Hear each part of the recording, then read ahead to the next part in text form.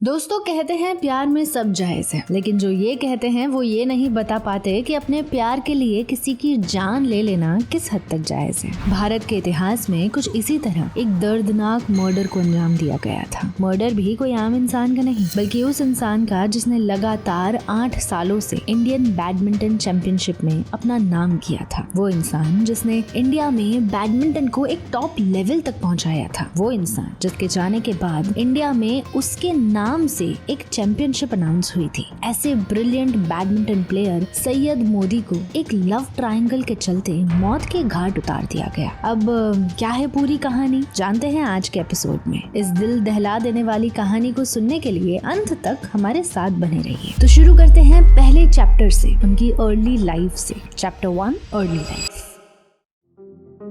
तो कहानी की शुरुआत होती है उत्तर प्रदेश के गोरखपुर जिले में बसे चौरी चौरा गांव से। हाँ, ये वही चौरी चौरा है जिसको 4 फरवरी 1922 को गांधी जी के आशायोग आंदोलन के समय किसानों ने जलाकर राख कर दिया था, जिसकी वजह से गांधी जी ने अपना आशायोग आंदोलन बंद कर दिया था। इसी गाँव में 31 दिसंबर 1962 के दिन एक मील वर्कर के घर एक लड़का जन्म लेता है जिसका नाम सैयद रखा जाता है। सैयद का पूरा नाम सैयद मेहंदी हसन जैदी था, लेकिन स्कूल में टीचर ने गलती से उसका नाम मेहंदी की जगह मोदी लिख दिया, जो आगे जाकर कई डॉक्यूमेंट्स पर परमानेंट बन गया। इसी वजह से हम आज भी उन्हें सैयद मोदी के नाम से ही जानते हैं। सैयद अपने परिवार में सबसे छोटे थे। उनके 5 भाई और 2 बहनें थी। सैयद सबसे छोटे होने की वजह से उनके सारे भाई बहन उनकी पढ़ाई लिखाई में बहुत मदद करते थे। उन्होंने कभी भी सैयद को काम करने के लिए नहीं कहा, उल्टा उनके भाई बहन ही सैयद के बैडमिंटन की ट्रेनिंग के लिए उन्हें सपोर्ट करते थे। समय बीतता गया और शुरू हुआ उनके लाइफ का दूसरा चैप्टर नंबर 2, लव स्टोरी।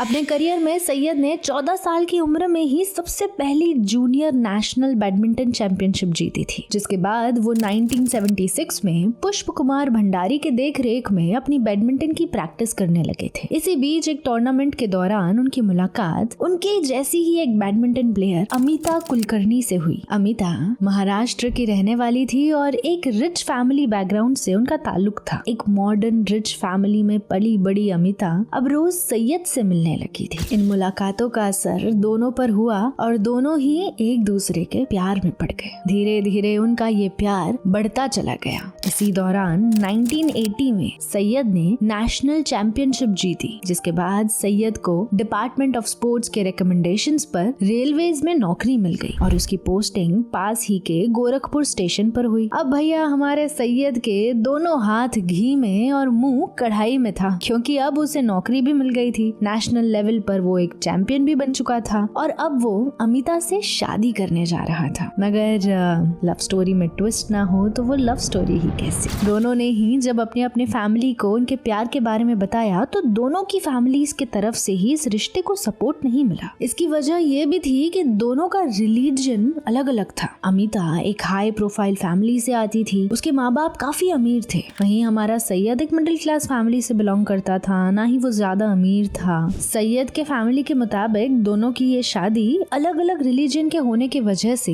ज्यादा समय तक टिक नहीं पाएगी। साथ ही दोनों ही एक ही गेम में चैंपियन होने की वजह से जल्द ही दोनों में एक दूसरे की तरफ जलन, कंपैरिजन, कंपटीशन, ये सारी फीलिंग्स बढ़ने लगेगी। उनकी फैमिली का कहना था कि इन सब की वजह से उनका रिश्ता अच्छा होने की वजह से बिगड़ता चला जाएगा। 1982 आते आते सैयद अब दीपू घोष नाम के कोच के अंडर कॉमनवेल्थ गेम्स की तैयारी कर रहा था। साथ ही 1982 में हुए इस कॉमनवेल्थ गेम्स में सैयद ने इंडिया के लिए एक गोल्ड मेडल भी जीता था। यही वो समय था जब सैयद का नाम इंडिया में काफी सुर्खियों में रहने लगा था और अब लोग भी उसे जानने लगे थे। आगे बढ़ते हैं towards chapter 3, that is marriage.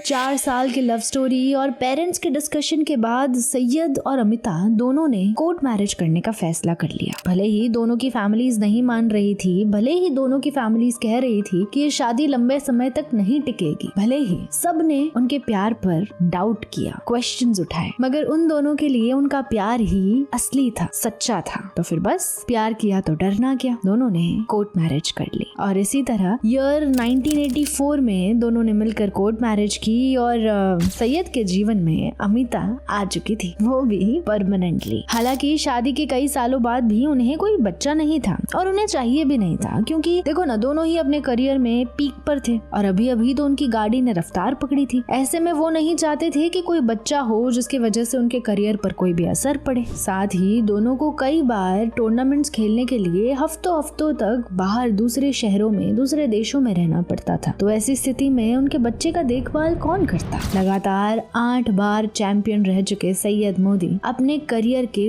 Peak पर पहुंच चुके थे, मगर वहीं अमिता कुछ खास नहीं कर पा रही थी। तो कभी जीतती तो कभी हारती, जिसकी वजह से उसे फ्रस्ट्रेशन होने लगा। और जिस चीज का डर था, जिस चीज के बारे में उनकी फैमिलीज ने उन्हें वार्न किया था, वही हुआ। अपनी लगातार हार की वजह से और सैयद की लगातार जीत की वजह से अमिता सैयद से जेलस फील करने लगी। इसमें दोनों ही एक दूसरे की गलतियां निकालने लगे और उनके रिश्ते में खटास बढ़ने लगी, जिससे दोनों ही अपने करियर पर फोकस नहीं कर पा रहे थे। और इसी मोड़ पर शुरू होता है हमारा अगला चैप्टर 4, लव ट्रायंगल।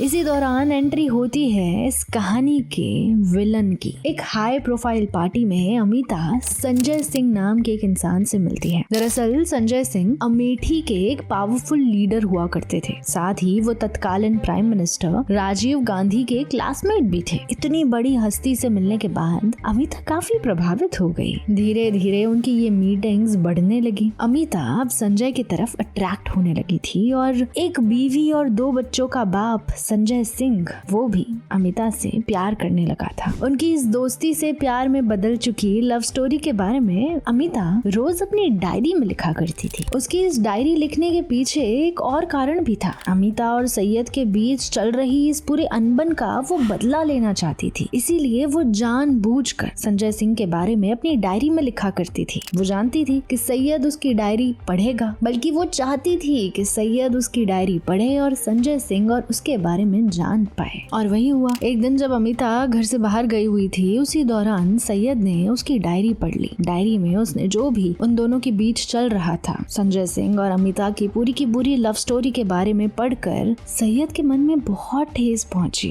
पति पत्नी के बीच किसी तीसरे पुरुष का इंटरफेरेंस स्वाभाविक रूप से किसे पसंद आएगा। 1987 आते आते सैयद नेशनल चैंपियनशिप जीत चुका था और इसी दौरान उसे ये सब पता चलता है। कुछ समय बाद उसे ये भी पता चलता है कि अमिता प्रेग्नेंट है। पता चलते ही सैयद उस बच्चे को अपनाने से साफ मना कर देता है, क्योंकि उसके मुताबिक वो बच्चा उसका नहीं बल्कि संजय सिंह का है। ये बात उस समय काफी सुर्खियों में आई थी। और यहाँ से शुरू होता है हमारा अगला chapter number 5, downfall of Syed Modi.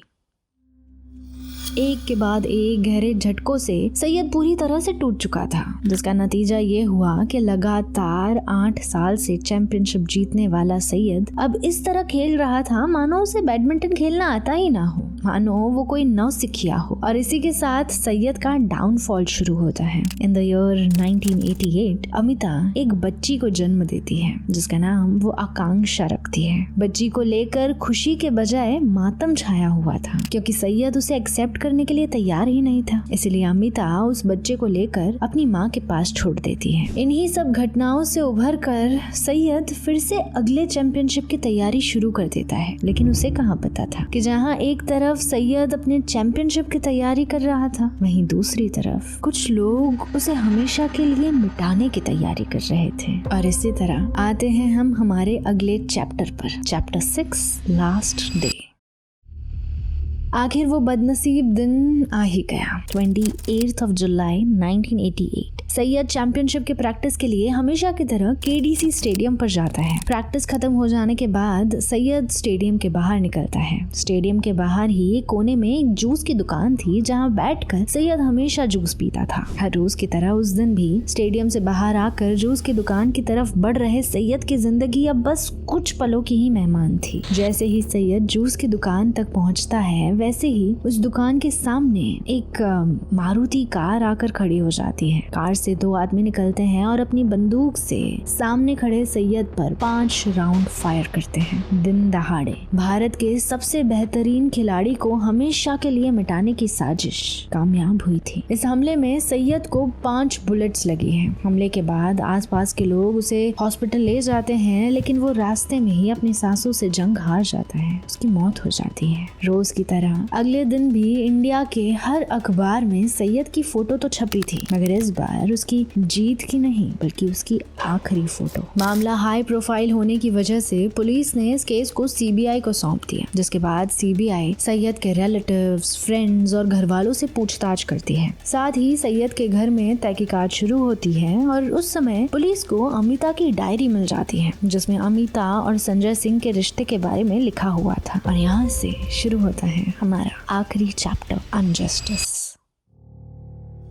Diary पढ़ते ही पुलिस को ये पता चलता है कि ये मर्डर लव ट्रायंगल की वजह से हुआ है, जिसके बाद सीबीआई तुरंत संजय सिंह और अमिता को हिरासत में लेती है। साथ ही पूछताछ के बाद सीबीआई अपने चार्जशीट में इस मर्डर का मास्टरमाइंड अखिलेश सिंह और उसके 4 साथी यानी कुल मिलाकर 7 लोगों को अरेस्ट करती है। मर्डर को अंजाम देने वाले 4 लोगों में जितेंद्र सिंह, भगवती सिंह, अमर बहादुर सिंह और बलाई सिंह मौजूद थे। लेकिन दुर्भाग्य की बात यह है कि इस मामले में संजय और अमिता दोनों को कोर्ट में उनके खिलाफ पूरी तरह से सबूत ना मिल पाने की वजह से बाइज्जत बरी किया जाता है। प्लान के मास्टरमाइंड अखिलेश सिंह और जितेंद्र सिंह को भी कुछ महीनों के बाद सबूत ना मिलने की वजह से छोड़ दिया जाता है। इसी बीच अमर बहादुर सिंह और बलाई सिंह का भी एक अचानक से मर्डर हो जाता है और अकेले बचे भगवती सिंह को वेपन्स रखने के लिए और मर्डर करने के जुर्म में उम्र कैद की सजा हो जाती है। तो देखा जाए तो हुआ इस तरह कि पूरे मर्डर के जो सिक्के थे वो निकल गए और जो बेचारे प्यादे थे वो फंस गए। उस समय ऐसा कहा जाता था कि इस मर्डर को करवाने के पीछे